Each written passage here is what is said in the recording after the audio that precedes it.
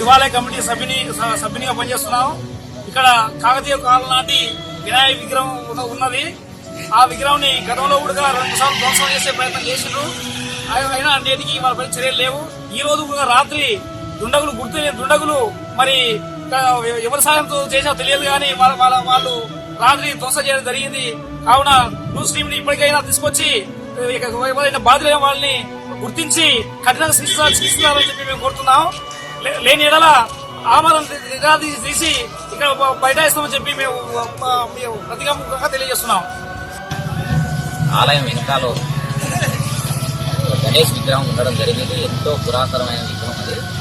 కొంతమంది దుండగులు ఆ విగ్రహాన్ని ధ్వంసం చేసి ముక్కలుగా చేసినందుకు అన్ని కుల మతాలకు అతీతంగా దీనిపై ఖండిస్తూ మేము చర్య తీసుకోవాలని పోలీసు అధికారులకు కానీ పై ప్రభుత్వ అధికారులకు కానీ ఆదేశాలు జారీ కోరుకుంటున్నాము. మరియు ఆ దుండగులను పట్టుకునే విధంలో ట్యాక్స్ స్క్వాడ్ కావచ్చు, న్యూస్ టీమ్స్ కావచ్చు, ఇంకా చర్యలు తీసుకొని వాళ్ళను కఠినంగా కోరుకుంటున్నాము.